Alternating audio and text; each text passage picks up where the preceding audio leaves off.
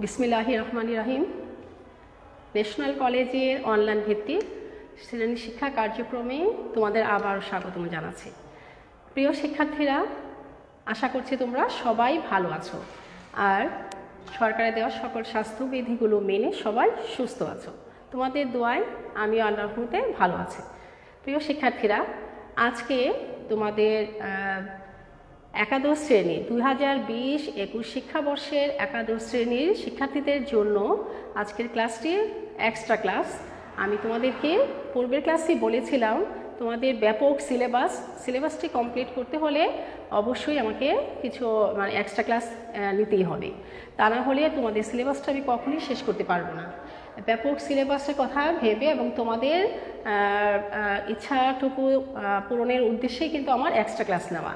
প্রিয় শিক্ষার্থীরা, তোমরা অবশ্যই অবগত আছো যে আজকের ক্লাসটিতে আমি জীববিজ্ঞান দ্বিতীয় পত্রে দ্বিতীয় অধ্যায় নিয়ে আলোচনা করছিলাম।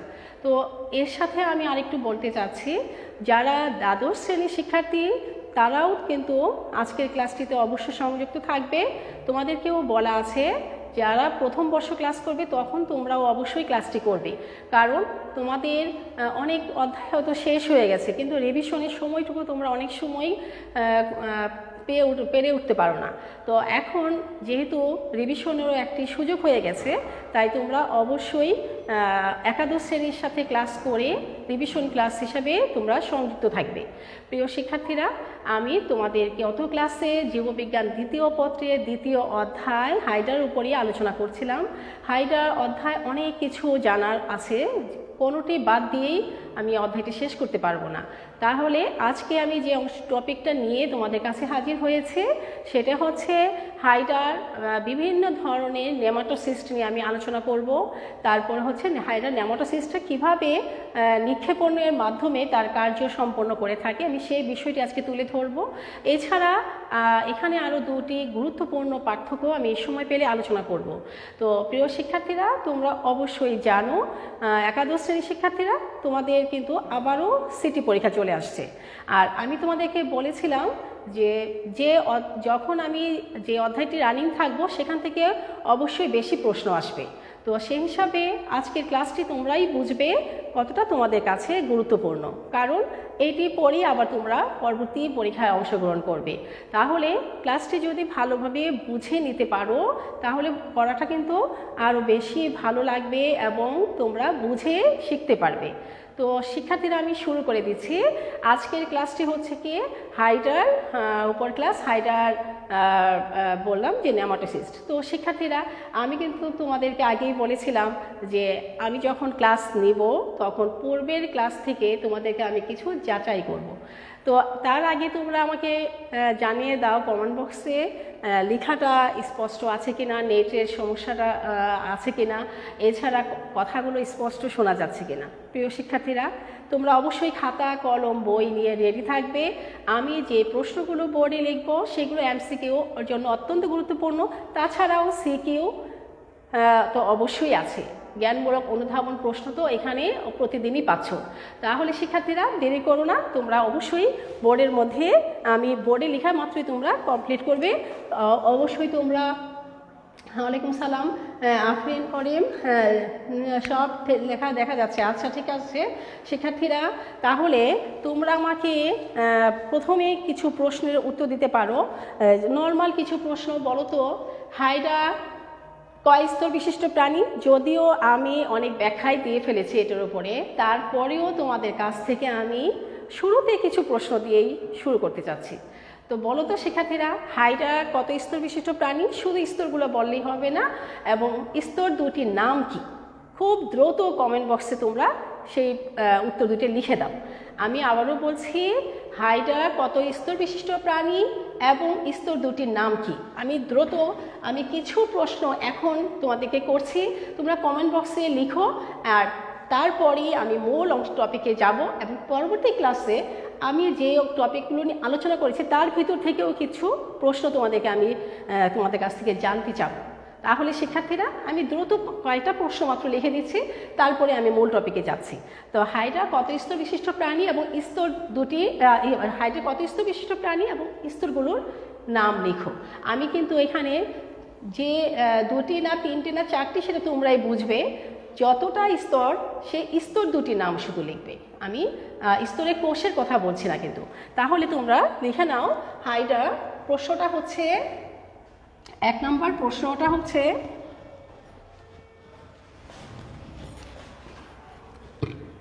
শিক্ষার্থীরা 1 নম্বর প্রশ্ন, হাইড্রা কত স্তর বিশিষ্ট প্রাণী? স্তর বিশিষ্ট প্রাণী, দ্রুত লিখে ফেলো। বিশিষ্ট প্রাণী, স্তর দুটি কি, সরি স্তরগুলোর নাম লেখো। অর্থাৎ স্তর দুটি, হাইড্রা কত স্তর বিশিষ্ট প্রাণী, স্তরগুলোর নাম লিখো। স্তরগুলোর নাম লিখো।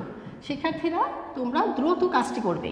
তো আমি আর এর পরে প্রশ্নটিতে যাব, তার আগে তোমরা কমেন্ট বক্সে আমি যখন প্রশ্নটা লিখি বা বলি নেটের সাহায্যে তোমাদের কাছে যখন পৌঁছায় তখন প্রায় 1 মিনিট চলে যায়। তাহলে আমি পরের প্রশ্নটা আবার লিখছি, তার আগে তোমরা আমি কিন্তু কমেন্ট বক্সে এসে দেখবো তোমরা উত্তরটা লিখেছো কিনা, কিন্তু আমি পরের প্রশ্নটা লিখছি, তোমরা সেটাও লিখে ফেলবে উত্তরগুলা। তো শিক্ষার্থীরা এই যে স্তর আছে, এই স্তরগুলোর মাঝে কি থাকে, স্তরগুলোর মাঝে কি থাকে? তাহলে দেখো আমি আগে এই উত্তরটা নিয়ে নিই তোমাদের কাছ থেকে। তো শিক্ষার্থীরা এপিডার্মিস ও গ্যাস্ট্রোডার্মিস, হাফসা আইমেন খুব গুড, ভালো আনসার দিয়েছো তোমরা। এমসিকিউর জন্য এটা ভালো, ঠিক আছে। তাহলে কিন্তু আমার বলার মধ্যে বারবারই চলে আসছিল আসলে স্তর দুটি। হ্যাঁ, স্তর দুটি আমরা সবাই জানি, তবে স্তর দুটির নাম কি? এপিডার্মিস ও গ্যাস্ট্রোডার্মিস। শিক্ষার্থীরা যেহেতু তোমরা বলেই ফেলছো স্তর দুটি, এখন আমি পরের প্রশ্নটা বলছি, স্তর দুটির মাঝখানে কি থাকে?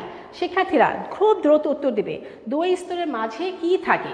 শিক্ষার্থীরা লিখো হাইড্রার এই 2 স্তরের মাঝে, 2 স্তরের মাঝে মাঝে মাঝে কি থাকে? কি থাকে? দ্রুত উত্তরটি দিয়ে দাও। আমার মূল প্রশ্ন কিন্তু আমি এখন যাব, যেটা সিকিউর জন্য অত্যন্ত গুরুত্বপূর্ণ। তাছাড়া তোমাদের সিটি পরীক্ষার জন্য আমাকে আরও বেশি দ্রুত আগাতে হবে। তো শিক্ষার্থীরা 2 স্তরের হাইড্রা, আমি আর লিখলাম না, আচ্ছা লিখিয়ে দিচ্ছি। হাইড্রার এই 2 স্তরের মাঝে কি থাকে? তোমরা উত্তরটি লিখে ফেলো। নিডারিয়া জাতীয় প্রাণীদের দেহে কত প্রকারের নেমাটোসিস শনাক্তকরণ করা হয়েছে? 3 নম্বর, নিডারিয়া প্রাণীদের দেহে, নিডারিয়া জাতীয় প্রাণীদের দেহে, শিক্ষার্থীরা দ্রুত, জাতীয় প্রাণীদের দেহে কত প্রকারের নেমাটোসিস্ট শনাক্তকরণ করা হয়েছে? নিডারিয়া জাতীয় প্রাণীদের দেহে কত প্রকারের নেমাটোসিস্ট শনাক্তকরণ করা হয়েছে? শনাক্তকরণ করা হয়েছে। তোমরা আমি কিন্তু নিডোসাইট কোষের গঠন পড়ানোর সময়ই জানিয়েছিলাম। তো শিক্ষার্থীরা মেসোগ্লিয়া, হ্যাঁ আনিতা সূত্রধর তোমার আনসার সঠিক, ভেরি গুড। মেসোগ্লিয়া, আচ্ছা তারপর হচ্ছে মেসোগ্লিয়া। বিথি মজুমদার তোমার উত্তর সঠিক। জান্নাতুল গুলশান মেসোগ্লিয়া, গুড। ফারিয়া আলিনা তোমাদের প্রত্যেকের, হাফসা আমিন তোমার কথাও ঠিক আছে। বিথি মজুমদার তোমাদের প্রত্যেকের ভেরি গুড, তোমরা পড়াশোনা করছো বোঝা যাচ্ছে। হ্যাঁ 2 স্তরের মাঝে মেসোগ্লিয়া আছে। হ্যাঁ 4 প্রকারের নেমাটোসিস্ট, কিন্তু উত্তরটা একদম সঠিক বলে আমি ধরে নিতে পারছি না, কারণ নিডারিয়া জাতীয় প্রাণীর দেহে কিন্তু 4 প্রকার নেমাটোসিস্ট না। উত্তরটা এই ধরনের ভুল তোমরা করে থাকতে পারো, প্রশ্নটা একটু ঘুরিয়ে দিলে তোমরা ভুল করে ফেলো। শিক্ষার্থীরা আমি কিন্তু আবারও বলছি, নিডারিয়া জাতীয় প্রাণী শুধু যে কেবল হাইড্রা তা নয়, আরও অনেক ধরনের প্রাণী কিন্তু নিডারিয়া পর্বের আছে। তো আমরা নিডারিয়া পর্বের থেকে শুধুমাত্র হাইড্রা একটি প্রতীক প্রাণী হিসেবে আমাদের বইয়ের মধ্যে বিস্তারিত ব্যাখ্যা করা হয়েছে। এছাড়া আরও অসংখ্য প্রাণী আছে। অনার্স লেভেলে তোমরা এই নিডারিয়া পর্বের আরও অসংখ্য প্রাণীর সাথে পরিচয় হবে, কিন্তু তোমরা যখন এইচএসসি লেভেলে আছো তোমাদের ডিটেলস ব্যাখ্যা করা হয়েছে শুধু একটি প্রতীক প্রাণী নিয়ে। আমি বলছিলাম যে নিডারিয়া জাতীয় প্রাণীদের দেহে কত প্রকারের নেমাটোসিস্ট থাকে। তোমরা উত্তর লিখেছ একজন যে 4 প্রকারের। এটা একটু পরে বুঝতে পারবে 4 ধরনের নেমাটোসিস্টটা কার ক্ষেত্রে, তবে নিডারিয়ার ক্ষেত্রে কিন্তু নিডারিয়া প্রাণীদের ক্ষেত্রে কিন্তু নয়। তাহলে শিক্ষার্থীরা আমি সেই কথাটা আগেই পূর্বের ক্লাসে বলেছিলাম, আমি পরবর্তীতে উত্তরটা দিব। তার আগে তোমরা যদি উত্তরটা তোমাদের থেকে আগে নিতে চাচ্ছি, আমি পরবর্তীতে কথাটি ব্যাখ্যা দিয়ে দিব, বলবো। তার আগে দেখে তোমরা অনেকেই লিখেছ, জান্নাতুল গুলশান লিখেছ 4 প্রকারের, সবাই 4 প্রকার। আচ্ছা, নিডারিয়া জাতীয় প্রাণীদের দেহে 23 ধরনের। গুড, হাফসা আমিন, তোমার কথাটা ঠিক হয়েছে। নিডারিয়া পর্বের প্রাণীদের দেহে কিন্তু 23 ধরনের নেমাটোসিস্ট আছে। তো শিক্ষার্থীরা আসলে আমি এই কথাটারই ব্যাখ্যা করি যে নিডারিয়া পর্বের প্রাণীদের দেহে কিন্তু 4 ধরনের না, অর্থাৎ নিডারিয়া পর্বের প্রাণীদের দেহে 23 ধরনের নেমাটোসিস্ট আছে। শুধুমাত্র প্রতীক প্রাণী হাইড্রার ক্ষেত্রে 4 ধরনের নেমাটোসিস্ট আছে। আমি আবারও বলছি, নিডারিয়া পর্বের প্রাণীদের ক্ষেত্রে কিন্তু 23 ধরনের নেমাটোসিস্ট আছে। আমার প্রশ্নের উত্তরটা ছিল 23 ধরনের। তবে নিডারিয়া পর্বের প্রাণীর ক্ষেত্রে শুধুই যে হাইড্রা তা সেটা নয়, আরও অনেক প্রাণী আছে। কিন্তু হাইড্রা নামক যে প্রতীক প্রাণী আছে তার ক্ষেত্রে কিন্তু 4 ধরনের নেমাটোসিস্ট আছে। যা তোমরা লিখেছ 4 ধরনের, প্রথমে যারা লিখেছিলে 4 ধরনের। এই 4 ধরনের শুধু হাইড্রার ক্ষেত্রে যদি প্রশ্নটা আমি ঘুরিয়ে বলি যে হাইড্রার ক্ষেত্রে নেমাটোসিস্ট কত ধরনের শনাক্তকরণ করা হয়েছে, সেই ক্ষেত্রে তোমরা বলবে 4 ধরনের। কিন্তু প্রশ্নটা যদি এভাবে আসে, নিডারিয়া পর্বের প্রাণীদের ক্ষেত্রে দেহে কয় ধরনের প্রাণীদের দেহে কয় ধরনের নেমাটোসিস্ট আছে, সেইখানে 4 ধরনের লিখলে ভুল হবে, 23 ধরনের। তাহলে শিক্ষার্থীরা দেখো, তোমাদের যখন এমসিকিউ আসে এইভাবেই তো প্রশ্নটা আসবে যে নিডারিয়া পর্বের প্রাণীদের দেহে কয় ধরনের নেমাটোসিস্ট আছে। 23 ধরনেরও থাকবে, 4 ধরনের থাকবে। অনেকেই কিন্তু 4 ধরনের লিখেই বসে থাকবে। কিন্তু প্রশ্নটা যদি আবার এভাবে আসে যে হাইড্রা প্রাণীর দেহে কয় ধরনের নেমাটোসিস্ট আছে, সেখানেও যদি 23 দেওয়া থাকে, 4 দেওয়া থাকে, আরও 2-1টা হয়তো 20-22 দেওয়া থাকলো, সেখানে কিন্তু অনেকে লিখে দিবে 23 ধরনের। এখানেও ভুল। তার মানে হচ্ছে নেমাটোসিস্ট যদি নিডারিয়া পর্বের ক্ষেত্রে বলা হয় তাহলে তোমরা লিখবে 23 ধরনের, আর যদি হাইড্রার ক্ষেত্রে বলা হয় শুধুমাত্র হাইড্রা তখন বলবে 4 ধরনের। তো শিক্ষার্থীরা এর পরে প্রশ্নটা আমি বলছি, কোন বিজ্ঞানী কত সালে প্রাণীদের দেহে অর্থাৎ নিডারিয়া জাতীয় প্রাণীর দেহে যে বিভিন্ন ধরনের নেমাটোসিস্ট আছে সেটি শনাক্ত করেন। কোন বিজ্ঞানী কত সালে, কোন বিজ্ঞানী, শিক্ষার্থীরা দ্রুত, কোন বিজ্ঞানী কত সালে নিডারিয়া পর্বের প্রাণীর দেহে যে নেমাটোসিস্ট আছে শনাক্ত করেন, সেটা তার নাম লিখো। কত সালে, কোন বিজ্ঞানী কত সালে নিডারিয়া প্রাণীদের দেহে নেমাটোসিস্ট বিভিন্ন প্রকার নেমাটোসিস্ট শনাক্ত করেন। বিভিন্ন ধরনের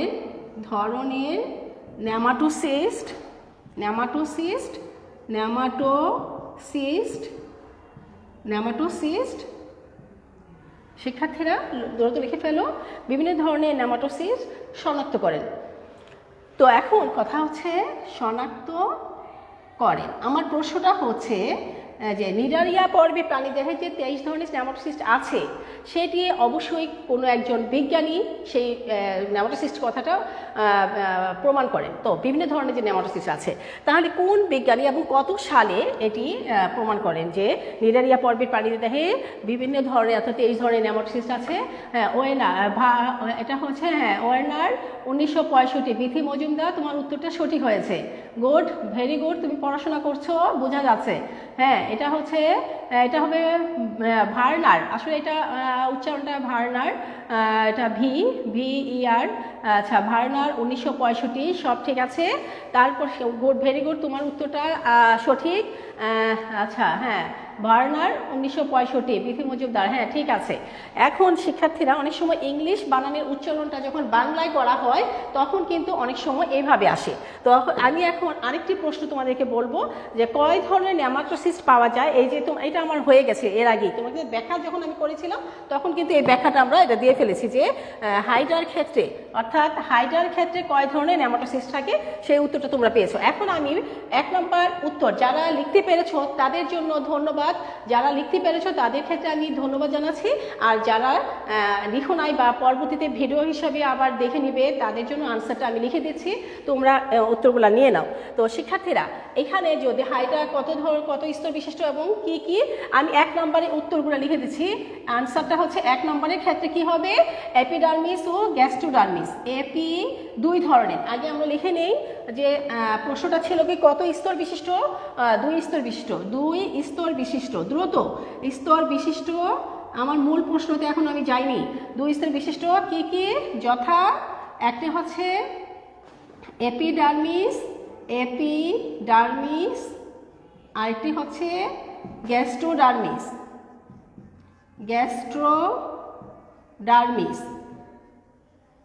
শিক্ষার্থীরা ডার্মিস, এখন দেখো এপিডার্মিস এবং গ্যাস্ট্রোডার্মিস, ডার্মিস এবং গ্যাস্ট্রোডার্মিস। তো শিক্ষার্থীরা তোমরা দ্রুত এটা উঠাও।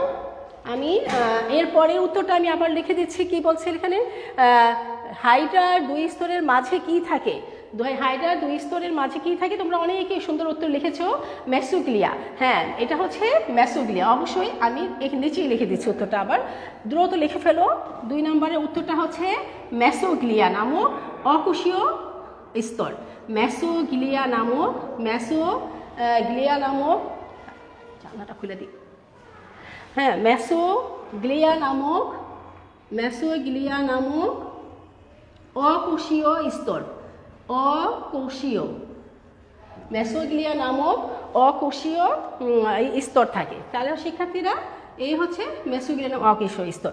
আরেকটা হচ্ছে নিডারিয়া জাতীয় প্রাণীদের দেহে কত প্রকারের নেমাটোসিস্ট শনাক্তকরণ করা হয়েছে, আমি আবার উত্তরটা লিখে দিচ্ছি, তোমরা অনেকেই পেরেছো, 23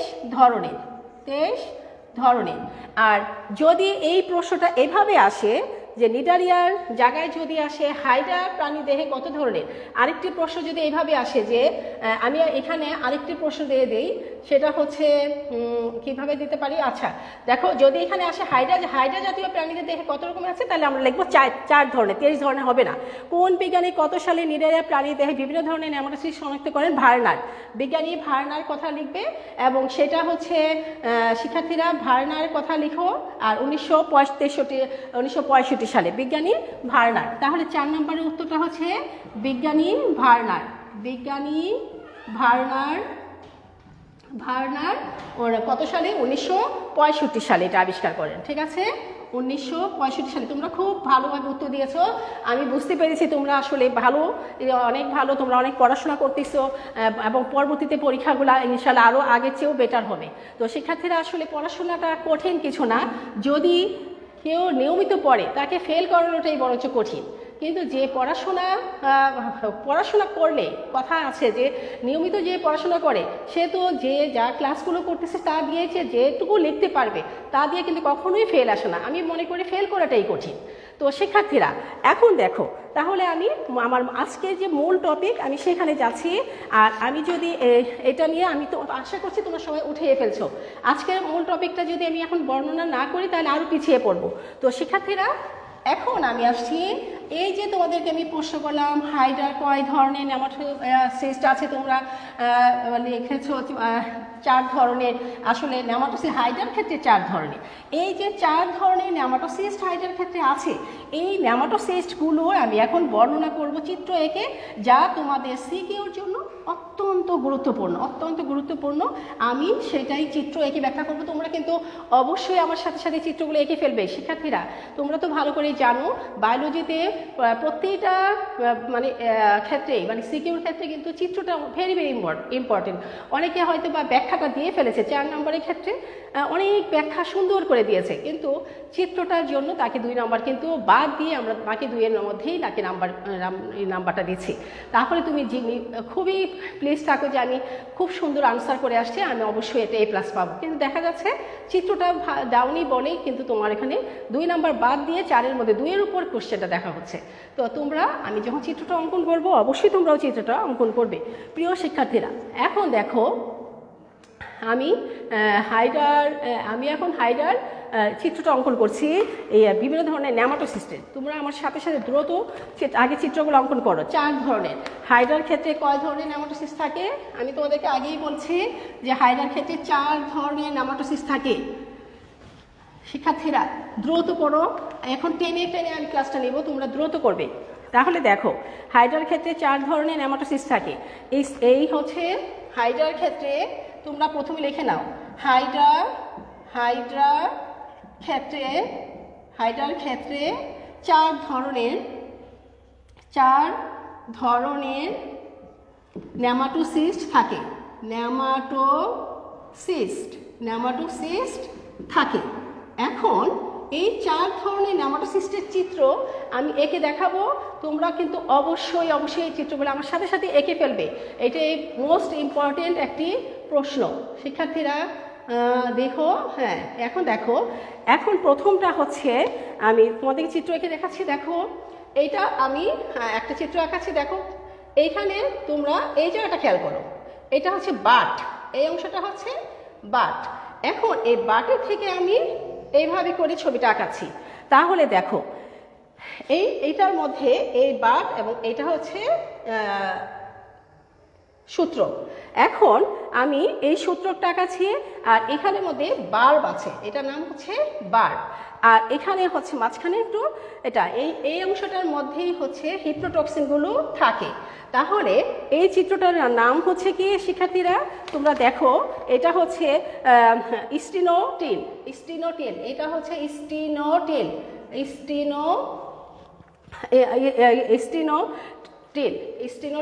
PILE, এটার 2টা নাম আছে। স্টিনোটিল বলা যাবে, অথবা বলা যায় এটাকে পেনিট্রেন্ট,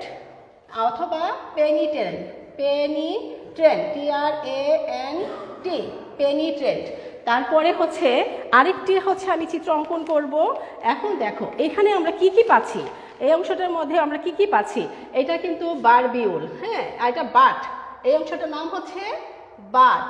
আর এখানে একটা ছিল এটা বারবিউল, এটা হচ্ছে বাট, এটা বারবিউল। তাড়াতাড়ি লিখে ফেলো, বারবিউল। তারপরে হচ্ছে এটা সূত্রক, এই অংশটা হচ্ছে সূত্র। তাহলে দেখো শিক্ষার্থীরা আমরা কি পেয়েছি? এটা হিপনোটক্সিন। এখন এটার ভিতরে কিন্তু হিপনোটক্সিন থাকে, এই ভিতরে আছে হিপনোটক্সিন নামক বিষাক্ত রস, যেটা ফেনল আর প্রোটিন দ্বারা তৈরি। তাহলে দেখো এটা হচ্ছে হিপনোটক্সিন, এই বিষাক্ত রসটা এটার ভিতরে থাকে, এই হচ্ছে হিপনোটক্সিন। তাহলে আমরা কি পেলাম? স্টিনোটিল বা পেনিট্রেন্ট নামক যে নেমাটোসিস্ট আছে, 4 ধরনের নেমাটোসিস্টের এটা হচ্ছে 1 ধরনের নেমাটোসিস্ট। আরেকটি নেমাটোসিস্টের ছবি আমি এখন আঁকাচ্ছি, সেটা হচ্ছে এই মনে রাখবে এই স্টিনোটিল পেনিট্রেন্ট কিন্তু সবচেয়ে বড় নেমাটোসিস্টের মধ্যে। তারপরে আরেকটা আঁকাবো, সেটা হচ্ছে শিক্ষার্থীরা ভলভেন্টটা আমি আঁকাচ্ছি। ভলভেন্টটা তোমরা কিভাবে আঁকাবে একটু দেখো। আমরা প্রথম 1-এর মতো করে এঁকে নিতে পারি। আমরা যে এক চিত্র অঙ্কন করি 1-এর মতো করে, তোমরা দেখে নাও। প্রথমে আমরা এটাকে 1-এর মতো করে আঁকতে পারি। এখন দেখো আমি কি করেছি, সহজ করে আঁকার জন্য আমি ভলভেন্ট আঁকাবো। আমি কি করেছি, ছোট করে একটা 1 এঁকেছি। 1-এ আঁকার পরে তারপরে আমরা কি করব দেখো, একটু কৌশলে আমরা এভাবে এনে এক আলপনার মতো করে, বুঝছো, এটার সাথে মিশিয়ে দেব। মিশিয়ে দেওয়ার পরে আমরা এই জায়গাটা আরও সুন্দর করে ফেলতে পারো। এটা হচ্ছে আমরা এইভাবে করে হ্যাঁ এই একবারই আঁকা যায়, অবশ্যই একবারই আঁকা যায়, এক এঁকেছি তারপর আমরা মিলিয়ে দিলেই হবে। এখন এই হচ্ছে এটা, এখন এটা ভল বেন্ড আঁকাচ্ছি। আমি প্রথমে কি করেছিলাম, একটা একের মতো করে এঁকেছিলাম, এই জায়গাটা প্যাচটা সুন্দর হলে ভালো লাগে। তারপরে আমরা কি করব, এবার এখানে এইভাবে করে প্যাচগুলো দিয়ে দিব, 5 থেকে 6টা দিলেও হবে। এইটা হচ্ছে ভল বেন্ড। এখন দেখো আমরা ভল বেন্ডের মধ্যে কিন্তু বাট, এই যে অংশটা এটা কিন্তু আমরা ভল বেন্ডে দেখতে পাচ্ছি না, এটা নাম হচ্ছে বাট, কিন্তু এখানে কিন্তু বাটের অংশটা নাই। আর মনে রাখবে শিক্ষার্থীরা, এইটার মধ্যে আমরা তারপরে আমরা এইভাবে করে চিত্রটাকে এঁকে ফেলতে পারি। এটার নাম কি, চিত্রটা হচ্ছে ভল বেন্ড নামক নেমাটোসিস্ট, VOL, ভল ভ্যান্ড। শিক্ষার্থীরা আর দেরি না করে দ্রুত করে ফেলো, ভল ভ্যান্ড, এই হলো ভল ভ্যান্ড। আমি আরও 2টি চিত্র অঙ্কন করব, তোমরা দ্রুত চিত্রটা এঁকে ফেলো, দ্রুত দ্রুত দ্রুত, সময় নেই। তারপরে হচ্ছে এরপরে আমি আরও 2টি চিত্র আঁকাবো, সেটা হচ্ছে এই চিত্রটা হচ্ছে এটা স্টেপটোলিন গ্লুটিন্যান্ট। আমি আরেকটি চিত্র অঙ্কন করছি, সেটার মধ্যেও বাট নেই, কিন্তু স্টেপটোলিন গ্লুটিন্যান্ট, এটাও কিন্তু বাট নেই, এটা কিন্তু সূত্রটার মধ্যে কন্ট্রোকটা স্পষ্ট, এখানে আমরা কন্ট্রোকটা স্পষ্ট দেখতে পাবো, কিন্তু বাট নেই। শিক্ষার্থীরা আমি বারবার বলছি, বাট কিন্তু এই প্রশস্ত অংশটা, এখানে কিন্তু কোনো বাট নেই। তাহলে এটা হচ্ছে স্টেপটোলিন, হ্যাঁ গ্লুটিন্যান্ট, ভল ব্যান্ড। এরপরটা হচ্ছে কি স্টেপটোলিন গ্লুটিন্যান্ট, স্টেপটোলিন গ্লুটিন্যান্ট। হ্যাঁ এখন দেখো আরেকটি একই রকম চিত্র, এটার মধ্যে কন্ট্রোকটা স্পষ্ট, আর এখানে অসংখ্য কন্ট্রোক আছে, বাট এখানের মধ্যে কিন্তু এত ক্ষুদ্র কন্ট্রোক যে এই বুঝাই যাচ্ছে না যে এখানে কন্ট্রোক আছে, কিন্তু বাট নেই। তো আমরা আরেকটি চিত্র আঁকতে পারি, এটাও হচ্ছে একই রকম, কিন্তু কাটাগুলো এত ছোট ছোট যে বুঝাই যাচ্ছে না। তো এটার নাম কি, স্টেরিওটোলিন, এটার নাম হচ্ছে স্টেরিওলিন গ্লুটিন্যান্ট। আমরা লিখে নিই স্টেরিওলিন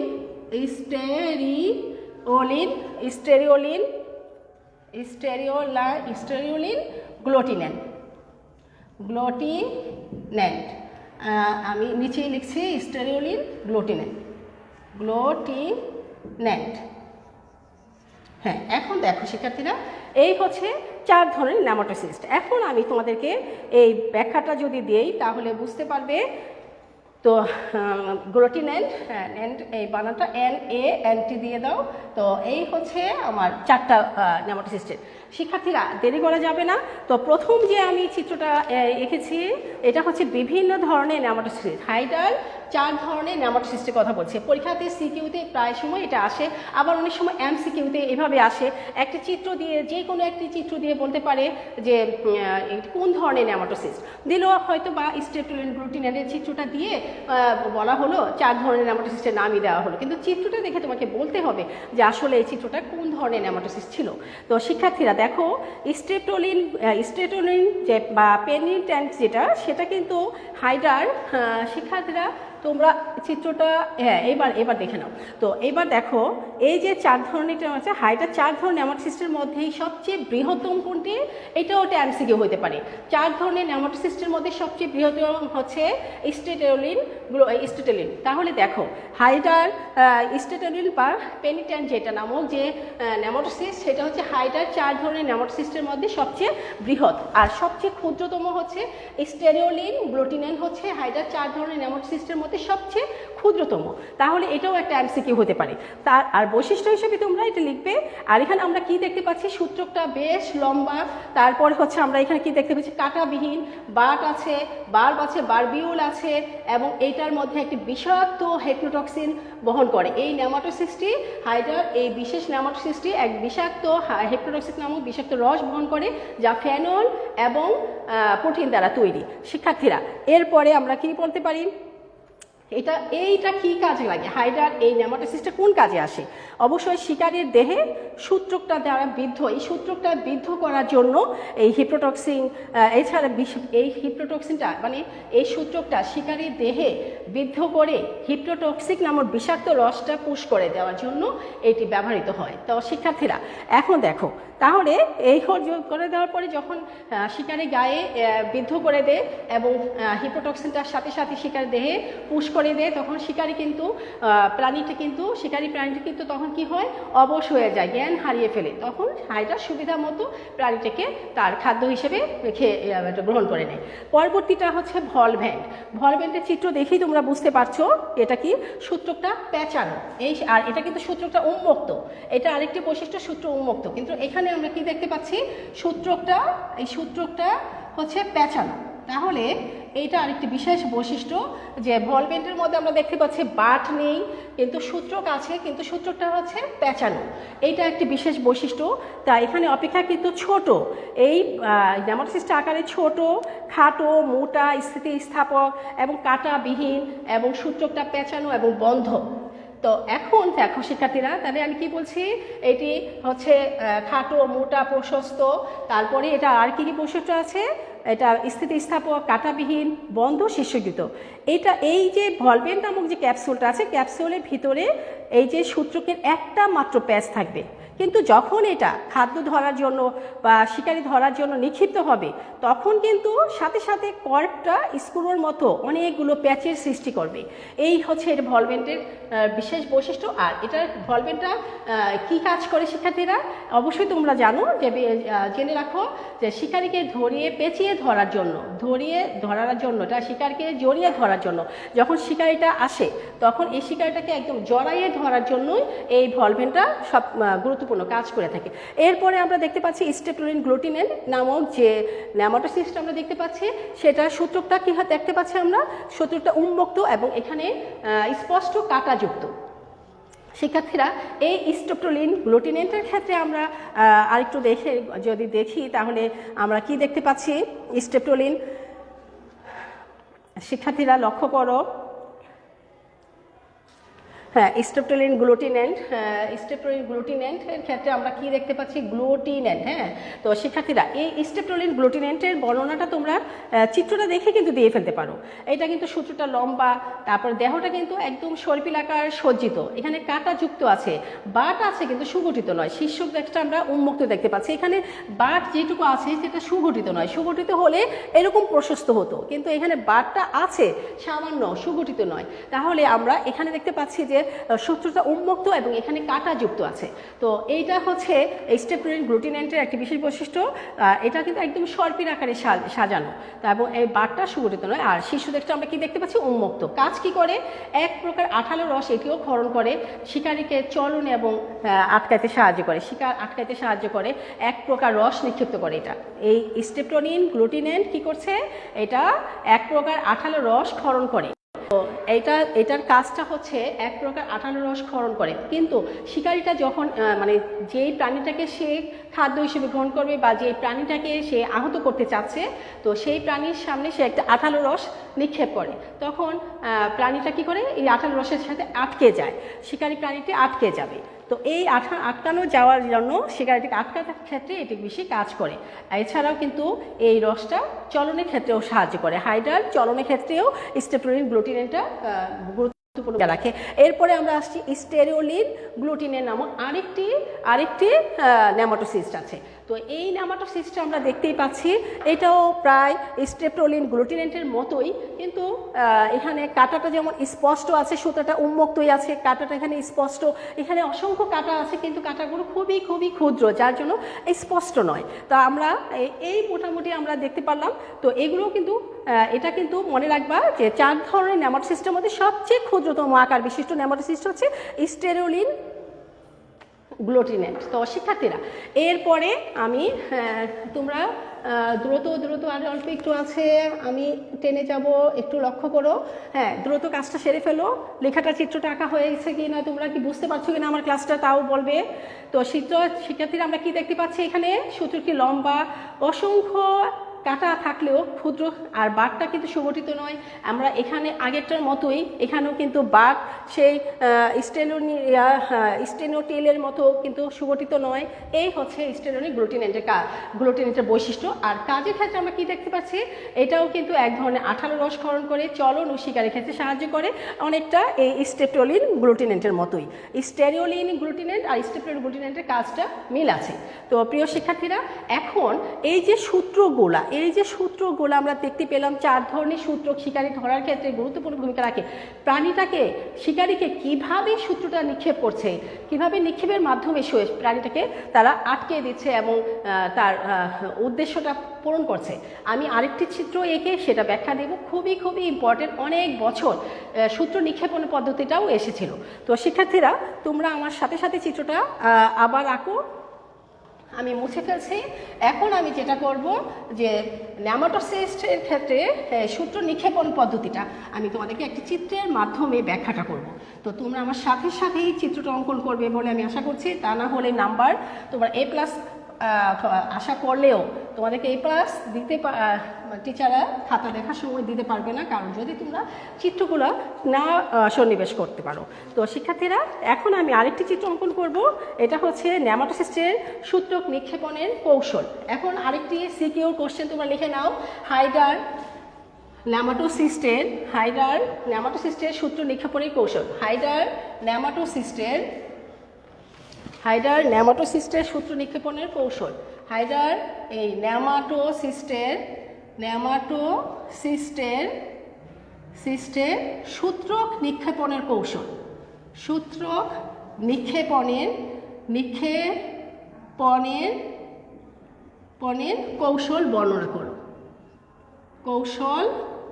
বর্ণনা করো। এটা হচ্ছে সিকিউর জন্য ইম্পর্টেন্ট, অনেকবার বোর্ড পরীক্ষায় এসেছিল। তাহলে এই নিক্ষেপণ কৌশলটা তোমরা ভালো করে দেখে নাও। তো এখন হচ্ছে হাইডার নেমাটোসিস্টের সূত্রক নিক্ষেপণের কৌশল বর্ণনা করো।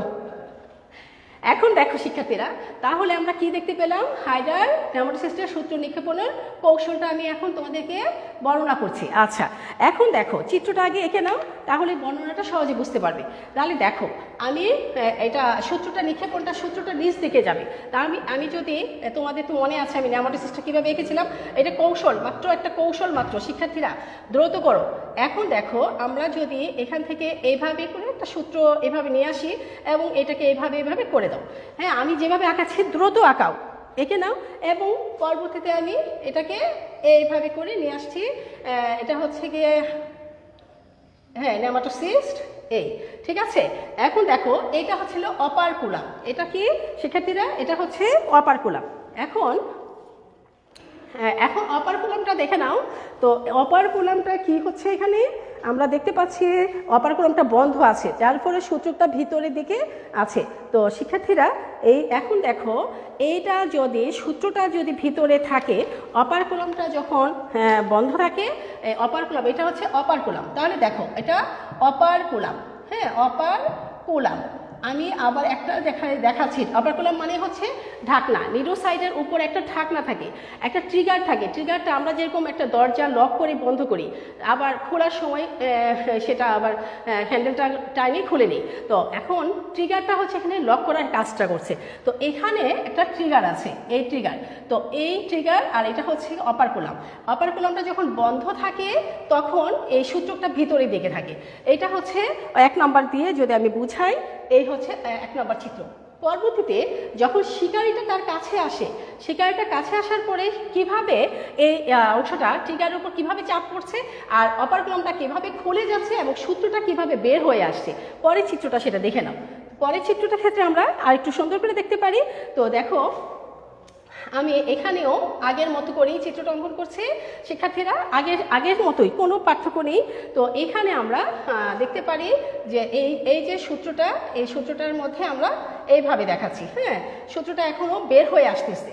তো এখানে আমরা দেখাবো যে অপারকুলামটা এবার খুলে গেছে, এই অপারকুলামটা খুলে গেছে, ফলে এই সূত্রটা বের হয়ে আসতেছে, দ্বিতীয় ধাপে হচ্ছে বের হয়ে আসতেছে। তো আমি এটাকে এইভাবেই করেই তোমাদেরকে বোঝানোর চেষ্টা করছি। তারপরে আমি শিক্ষার্থীরা দেখো, এটাকে আমি এভাবে করেই এঁকে দিলাম। তা আমি এখানে কি বোঝানোর চেষ্টা করছি, এই যে অপারকুলামটা এটা খোলা, এটা ছিল অপারকুলাম বন্ধ, হ্যাঁ বন্ধ। আর এখন আমি অপারকুলামটাকে দেখাচ্ছি কি খোলা, এটা হচ্ছে অপারকুলাম খোলা,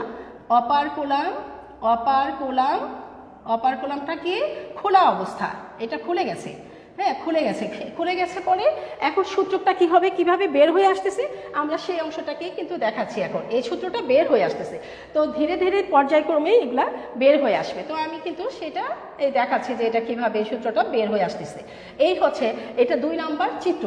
এবং আমি 3 নাম্বার চিত্রে আমি আরও স্পষ্ট করে সেটাকে ব্যাখ্যা করব, যে এবার দেখাবো যে আমাদের অপারকুলামটা এবার একদম ট্রিগারের উপর চাপ পড়ার পরে সেটা কিভাবে খুলে গেছে সেটা আমি এবার আরও একটু স্পষ্ট করে দেখাচ্ছি। দেখো শিক্ষার্থীরা,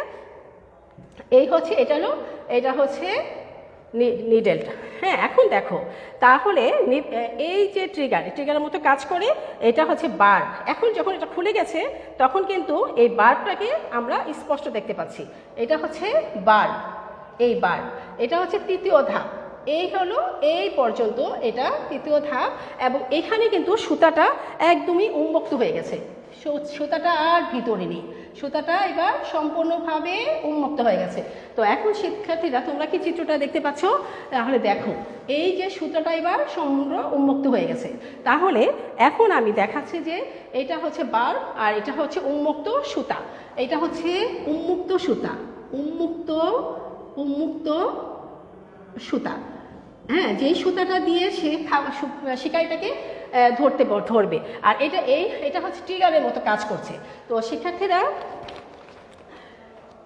তোমরা চিত্রটা অঙ্কন করো, আমি এখন খুব দ্রুত ব্যাখ্যাটা দিয়ে দিব, তোমরা অবশ্যই বুঝবে যে এটা কি নিডেল, এই যে এটা নিডোসিলটাই কিন্তু ট্রিগারের মতো কাজ করে, এটা কিন্তু নিডোসিল, তোমরা তো ভালো করে এর আগে চিত্রে আমি দেখিয়েছিলাম, এটা হচ্ছে নিডোসিল, হ্যাঁ নিডোসিল। এই নিডোসিলের মধ্যে যখন চাপ পড়ে তখন কিন্তু এটা ট্রিগার মতো কাজ করে, এই অপারকুলামটা খুলে যায় আর সূত্রটা ভিতর থেকে বের হয়ে আসছে। এখন কোনটা কিভাবে করছে চিত্রটা দেখে তোমরা ব্যাখ্যাটা খুবই সহজ, চিত্রটা পারলে ব্যাখ্যা কোনো বিষয়ই না। তাহলে দেখো শিক্ষার্থীরা, নেমাটোসিস যখন নিক্ষেপ করলো, নেমাটোসিস সূত্রকটা নিক্ষেপের যে একটি পদ্ধতি, এটা কিন্তু রাসায়নিক ও যান্ত্রিক প্রক্রিয়ার মাধ্যমে কিন্তু সম্পন্ন হচ্ছে। আমি আবারও বলছি, নেমাটোসিস্টের সূত্রটা নিক্ষেপের পদ্ধতিটা কিন্তু যান্ত্রিক এবং সম্পূর্ণ রাসায়নিক প্রক্রিয়ায় কিন্তু এই জিনিসটা নিয়ন্ত্রিত হচ্ছে। এটা ইচ্ছা করলেই কিন্তু হাইড্রা নেমাটোসিস্টটাকে উন্মুক্ত করে দিচ্ছে না, এটা সম্পূর্ণ যান্ত্রিক এবং রাসায়নিক একটা প্রক্রিয়া। তাহলে এই সম্পূর্ণ কাজটা সম্পন্ন হচ্ছে কি যান্ত্রিক এবং একটি রাসায়নিক প্রক্রিয়ার মাধ্যমে। তাহলে শিক্ষার্থীরা দেখো শিকারটা যখন এই যে হাইড্রার যে প্রাণীটিকে শিকার করবে, হাইড্রা যেহেতু একটা জলজ প্রাণী, হাইড্রা জলের মধ্যে অবস্থান করে, হাইড্রা অতি ক্ষুদ্র একটি প্রাণী, এবং সে যে প্রাণীটাকে খাদ্য হিসেবে গ্রহণ করবে সেটা তার চেয়ে অনেক ক্ষুদ্র। এখন যখন সে যে প্রাণীটাকে শিকার করার উদ্দেশ্যে অপেক্ষামান ছিল, সেই অপেক্ষামান শিকারীটা যখন তার কাছে উপস্থিত হলো, তখনই হাইড্রা কি করছে, নিডোসাইটটা তখন উদ্দীপ্ত হয়। শত্রুটা যখন তার কাছে আসে বা যে কোনো কারণে যদি তার শিকারিটা ধরার প্রয়োজন হয়, তখন কিন্তু নিডোসাইটটা উদ্দীপ্ত হয়। তখনই কিন্তু এই প্রক্রিয়াটার কাজ শুরু হয়ে যায়। শিকারিটা কাছাকাছি আসার মাত্রই কিন্তু এই রাসায়নিক প্রক্রিয়াটার কাজ শুরু হয়ে যায় এবং যান্ত্রিক প্রক্রিয়ার কাজ শুরু হয়ে যায়। হাইড্রা কী করে, তখন শিকারিটা যখন তার কাছে আসে তখন রাসায়নিক যে তার পদার্থটা আছে তার প্রভাবে নেমাটোসিস্টের প্রাচীরের মধ্যে পানি ভেদ্য ক্ষমতাটা বেড়ে যায়।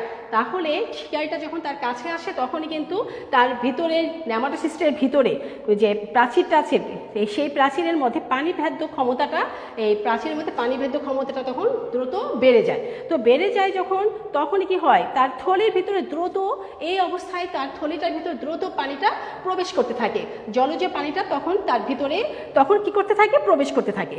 তো এই যে প্রবেশ করলো, ফলে কি হয়, অবিস্রবণের চাপটাও সাথে সাথে বেড়ে যায়। যখন পানিটা ভিতরে প্রবেশ করতে থাকে তখনই কিন্তু তার ভিতরে অবিস্রবণের চাপটা ভিতরে বেড়ে যায়। এই বেড়ে যাওয়ার কারণে কিন্তু নিডোসাইটের যে নিডোসিল আছে, এই যে নিডোসিল, এই নিডোসাইলের যে নিডোসিলটা যখন বেড়ে যায় চাপ, তখন নিডোসাইটের এই নিডোসিলটাই তখন কি হয়, এই নিডোসিলটা তখন আস্তে করে চাপ পড়ে, নিডোসিলের উপরে চাপ পড়ে, তখনই কিন্তু এই যে অপারকুলামটা খুলে যায়। যেই এই নিডোসিলের উপর যেই নাকি একটা চাপ পড়ে তখনই কিন্তু এই অপারকুলামটা এই যে অপারকুলাম, সেই অপারকুলামটা আস্তে করে উন্মুক্ত হয়ে যায়, খুলে যায়। খুলে যাওয়ার সাথে সাথেই শিকারি কী করে, এই নিডোসাইটের নিডোসিলটা স্পর্শ যখন করবে তখনই দ্রুত খুলে যাওয়ার সাথে সাথেই তখন কিন্তু এই হাইপোস্ট্যাটিক চাপের কারণে পানি ভিতরে প্রবেশ করে এবং এই সাথে সাথে হাইপোস্ট্যাটিক চাপটাও বেড়ে যায়। আর যখন নাকি এই নিডোসিলটা খুলে যায়, ঢাকনাটা অপারকুলামটা খুলে যায়, তখনই ভিতরে যে পানিগুলো প্রবেশ করে তখনই কিন্তু ভিতরে হাইপোস্ট্যাটিক চাপটা বেড়ে যায়। তো শিক্ষার্থীরা, এই হাইপোস্ট্যাটিক চাপ বেড়ে গেলে তখনই নেমাটোসিস সূত্রগুলো ক্ষিপ্ত গতিতে তখন এইটা ভিতর থেকে একদম দ্রুত ক্ষিপ্ত গতিতে এটা বাইরে উন্মুক্ত হয়ে আসে। এখন এই যে উন্মুক্ত হয়ে আসলো, পরে কি হলো, এই সূত্রটা দ্বারা উন্মুক্ত হয়ে আসার সাথে সাথে সেই শিকারিটাকে এবার তার শিকারির ধরন অনুযায়ী যদি শিকারিটা খুব বেশি চালাক হয়ে থাকে, অর্থাৎ তার খাবারের পোষক যেই প্রাণীটাকে সে ধরবে সেই প্রাণীটা যদি মানে তার সহজে ধরার থেকেও বেশি জটিল পর্যায়ে চলে যায়, তখন কিন্তু হিপ্নোটক্সিন নামক বিষাক্ত রসটা সে নিক্ষেপ করছে এই স্টেপটনের দিয়ে।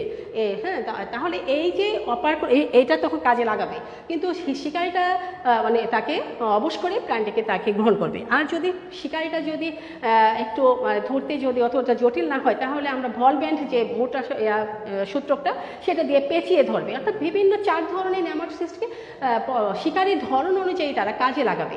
তো শিক্ষার্থীরা, এখন তোমাদেরকে আরও কিছু জানা প্রয়োজন যে নেমাটোসিস্টের সূত্রটা যদি যেই নেমাটোসিস্টের সূত্রটা নিক্ষিপ্ত হয়ে গেল, যেই সূত্রটা একবার নিক্ষিপ্ত হয় সে কিন্তু পুনরায় আর কখনোই ফিরে যাবে না, আবার আগের অবস্থানে ফিরে আসবে না, সে একেবারেই ধ্বংস হয়ে যাবে। কিভাবে হবে সেটা তোমাদের মনে রাখা দরকার। সে আর কখনোই এটাকে এই নেমাটোসিস্টের এই সূত্রটাকে এই নেমাটোসিস্টটা আর কখনোই হাইড্রার ক্ষেত্রে ব্যবহৃত হবে না। একবার একটি প্রাণী ধরার ক্ষেত্রে যদি ব্যবহৃত হয়ে যায় তাহলে সেটা আর পুনরায় ফিরে আসবে না আগের অবস্থানে এবং ধ্বংস হয়ে যাবে। তাহলে দেখো, এবং নতুন করে নিডোসাইট আর কোনো নেমাটোসিস্ট সৃষ্টি করবে না। শিক্ষার্থীরা, এই নিডোসাইট কোষটি কিন্তু ধীরে ধীরে গ্যাস্ট্রোভাস্কুলারের ভিতরে গহ্বরের ভিতরে প্রবেশ করবে। তখন এই এটা আর কি করবে, যেহেতু এটা আবার পুনরাবস্থা ফিরে আসতে পারছে না, তাহলে সেটা ধীরে ধীরে ধীরে ধীরে গ্যাস্ট্রোডার্মিসের ভিতরে সেটা কি করবে, আস্তে আস্তে প্রবেশ করবে এবং অন্যান্য খাদ্যর সাথে হাইড্রা যে অন্যান্য খাদ্য গ্রহণ করে তার সাথে এটাও হজম হয়ে যাবে। তাহলে শিক্ষার্থীরা দেখেছ কত একটা খাদ্যের সাথে যে এটা হজম হয়ে গেল, তার মানে এটা আর কোনোদিনও কাজে আসবে না। কিন্তু তাহলে তো তোমরা বলতে পারো তাই তো নেমাটোসিস একটা ধ্বংস হয়ে গেল না। শিক্ষার্থীরা, 48 ঘন্টার মধ্যে নিডোসাইট কোষ আবার সেই নিডোসাইট কোষ সৃষ্টির মাধ্যমে আবার ব্যবহৃত এই নিডোসাইট আবার নতুন করে প্রতিস্থাপিত হবে। এইভাবেই হাইড্রা শত্রু নিক্ষেপণের মাধ্যমে শত্রুদের তার খাবার ধরার ক্ষেত্রে বা শত্রুকে আহত করার ক্ষেত্রে ব্যবহার করে এবং শত্রুটা এভাবেই নিক্ষেপণ হয় এবং পরবর্তী ধ্বংস হয়ে যায়। আবার নতুন করে নিডোসাইট কোষের সৃষ্টির মাধ্যমে আবার নতুন নিডোসাইট সৃষ্টির মাধ্যমে ব্যবহৃত এই নিডোসাইট কোষটি আবার তৈরি হয়। আবার নতুন কোনো নিডোসাইট সৃষ্টির মাধ্যমে আবার সেই ব্যবহৃত নিডোসাইট আবার নতুন করে প্রতিস্থাপিত হয়। তো শিক্ষার্থীরা দেখেছো প্রতিটা অংশ অনেক বুঝার। এখন আমি তোমাদেরকে আর মাত্র 2টা অংশ মুখেই বলবো, তোমরা লিখে নাও, খুবই ইম্পর্টেন্ট। সেটা হচ্ছে শিক্ষার্থীরা, এরপরে আরেকটা প্রশ্ন আছে তোমাদের যে নিডোসাইট ও নেমাটোসিস্টের মধ্যে পার্থক্য। আমি কখনো লিখবো না, আমি পার্থক্য কখনো সরাসরি বই লিখে খাতায় বোর্ডে লিখে দেব না। তবে তোমাদেরকে আমি পার্থক্যের বিষয়গুলো লিখে দেব এবং সাথে সাথে আমি ব্যাখ্যা করে দেব, তোমরা খাতায় লিখে নিতে পারো। আমি পার্থক্যগুলোকে কখনো বোর্ডে লিখে দেব না, তবে পার্থক্যের করার জন্য আমি কোন বিষয়গুলোকে আমরা মনে রেখে পার্থক্যগুলো করতে পারি আলোচ্য বিষয়টা আমি তুলে দেব।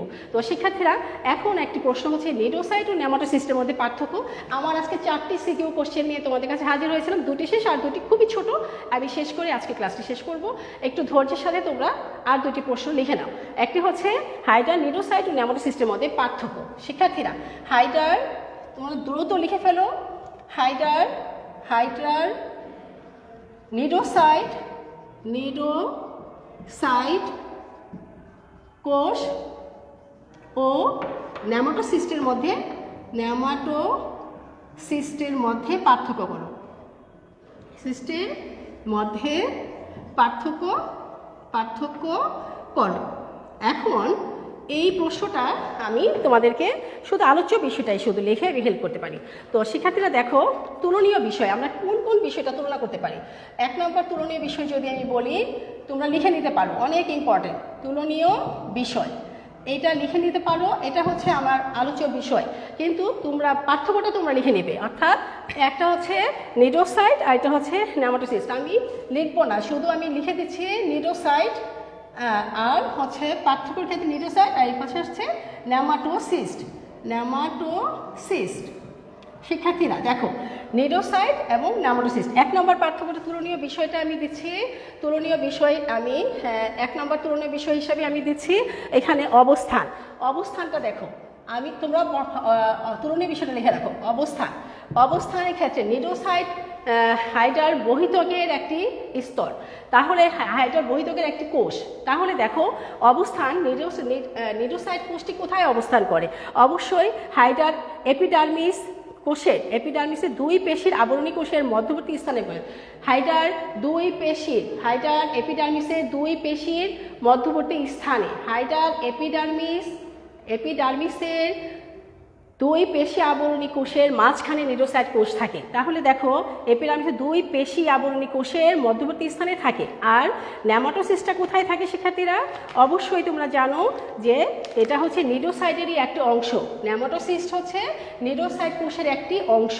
তাহলে অবস্থানটা আমরা জেনে নিলাম যে নিডোসাইট কোষের মধ্যে থাকে নেমাটোসিস্ট। আর নিডোসাইট কোথায় থাকে? হাইড্রার পেশি আবরণী 2 এপিডার্মিস কোষের 2 পেশি আবরণীর মাঝখানে নিডোসাইট থাকে। আর নেমাটোসিস্ট থাকে নিডোসাইট কোষের মধ্যে। এখন 2 নম্বর পার্থক্যটা যদি আমরা লিখি, তাহলে গঠন। আরেকটি পার্থক্য তোমরা লিখে ফেলো, গঠন। তাহলে দেখো নিডোসাইট কোষের গঠন তোমরা ছবিতে দেখেছো, আমি আজকেও চিত্রটা এঁকেছিলাম। তাহলে নিডোসাইট কোষের গঠনটা কীরকম দেখতে? অবশ্যই এইটা নিডোসাইট কোষের মধ্যে সাইটোপ্লাজম থাকে, নিউক্লিয়াস থাকে, কোষীয় অন্যান্য অঙ্গাণু থাকে, এমনকি নেমাটোসিস্টও এই নিডোসাইট কোষের মধ্যে থাকে। কিন্তু নেমাটোসিস্টের মধ্যে আমরা কি দেখতে পেয়েছিলাম? নেমাটোসিস্টের মধ্যে আমরা দেখেছিলাম বারবিওল এবং একটি সূত্রক। তাহলে বারবিওল এবং সূত্রক নিয়ে হচ্ছে নেমাটোসিস্ট দেহ গঠিত হয়। আর নিডোসাইট কোষের গঠন হচ্ছে সাইটোপ্লাজম থাকবে, নিউক্লিয়াস থাকবে, তারপরে হচ্ছে সাইটোপ্লাজম, নিউক্লিয়াস, আর কি থাকবে? সাইটোপ্লাজম, নিউক্লিয়াস, আর কি থাকবে শিক্ষার্থীরা? তারপরে থাকবে হচ্ছে কোষীয় অন্যান্য অঙ্গাণু, আর থাকবে নেমাটোসিস্ট। এই নিয়ে হচ্ছে এটার গঠন। তো শিক্ষার্থীরা তারপরে প্রশ্নটা হচ্ছে আমি যদি বলি আবরণী। এখন আবরণীর ক্ষেত্রে আমরা কি লিখতে পারি? আবরণীর ক্ষেত্রে আমরা কি পার্থক্য পাই? আবরণীর ক্ষেত্রে আমরা পার্থক্য পাই যে সজীব প্লাজমা ল্যামা দিয়ে গঠিত। এর আবরণটা, নিডোসাইট কোষের আবরণটা সজীব প্লাজমা ল্যামা দিয়ে গঠিত। নিডোসাইট কোষের আবরণটা কি দিয়ে তৈরি? সজীব প্লাজমা লেমা দিয়ে তৈরি। তাহলে দেখো দিয়ে এটা গঠিত হয়েছে। আর নির্জীব কাইটিন তাহলে দেখো নেমাটোসিস্টটা হচ্ছে নির্জীব কাইটিন দ্বারা গঠিত। তাহলে এই নেমাটোসিস্টটা গঠিত হয়েছে নির্জীব কাইটিন দ্বারা, আর নিডোসাইট গঠিত হয়েছে সজীব প্লাজমা ল্যামা দিয়ে। তো কাজ তোমরা জানো, 4 নম্বর কাজ এই শিক্ষার্থীরা খুব শেষ করে দাও, আর বেশি নাই। কাজের ক্ষেত্রে আমরা নিডোসাইট কোষ কী কাজ করছে, নেমাটোসিস্ট কী কাজ করছে, আমরা আরেকটা পয়েন্টস লিখতে পারি। দেখো সরাসরি চলনে বা আত্মরক্ষায় কিন্তু নিডোসাইট কোষ অংশ নেয় না, শুধুমাত্র নেমাটোসিস্ট বহন করে। আমি আবারও বলছি, নিডোসাইটের ভিতর যেহেতু নেমাটোসিস্ট থাকে, তাহলে নিডোসাইট কোষটা কিন্তু শুধুমাত্র তার প্রধান কাজ হচ্ছে নেমাটোসিস্টটাকে বহন করা। তার মানে আমি আবারও বলছি, নিডোসাইট কোষের প্রধান কাজ হচ্ছে নেমাটোসিস্ট বহন করা। সরাসরি চলনে বা আত্মরক্ষায় কিন্তু নিডোসাইট কোষ কাজ করে না। তবে নেমাটোসিস্টটা কি কাজ করছে? তাহলে নেমাটোসিস্ট হচ্ছে যে সেটা হিপনোটক্সিন, যেহেতু নেমাটোসিস্টের মধ্যে হিপনোটক্সিন আমার বিষাক্ত রস থাকে, তাই নেমাটোসিস্ট হচ্ছে সেই ক্ষেত্রে সেটাকে অবশ করার জন্য কাজে লাগায়। এছাড়া নেমাটোসিস্টের মধ্যে যেহেতু সূত্রক আছে, সেই সূত্রকটা চলন এবং আত্মরক্ষার ক্ষেত্রে কাজে লাগে। তো এই হচ্ছে একটি পার্থক্য। আরেকটি পার্থক্য, ছোট একটি পার্থক্য আছে, আমি সেটাই শেষ করব আজকের মতো। তাহলে শিক্ষার্থীরা এই আরেকটি পার্থক্য তোমরা লিখে ফেলো। এই পার্থক্যটা হচ্ছে, হ্যাঁ, এখন আরেকটি পার্থক্য হচ্ছে, এইটাই আমার শেষ এবং খুব দ্রুত এটা পারবে এবং আমার এই বিশ্বাস তোমরা পারবে। পরজীবিতা এবং মিথজীবিতার মধ্যে পার্থক্য লিখো, এটাই শেষ আজকের ক্লাস। পরজীবিতা, হ্যাঁ শিক্ষার্থীরা, পরজীবিতা এবং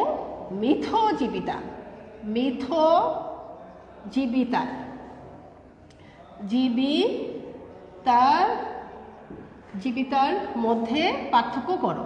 তাহলে দেখো, পরজীবিতা এবং মিথজীবিতার মধ্যে পার্থক্য করো। আমি আলোচ্য বিষয় আমি আবারও লিখে দিচ্ছি। আমি এখানে আলোচ্য বিষয়টাই শুধু লিখব, আর ব্যাখ্যা আর পার্থক্যটা তোমরা লিখে নেবে। হ্যাঁ, তো এটা হচ্ছে পরজীবিতা।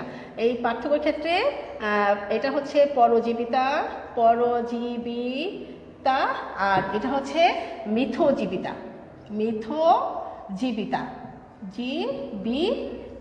এর মধ্যে পার্থক্য আমি 1 নম্বর পার্থক্যটা হিসেবে ধরে নিচ্ছি যে এখানে আমরা যদি বলি দুই জীবের মধ্যে সম্পর্ক, শিক্ষার্থীরা ধরে লিখে রাখো, দুই জীবের মধ্যে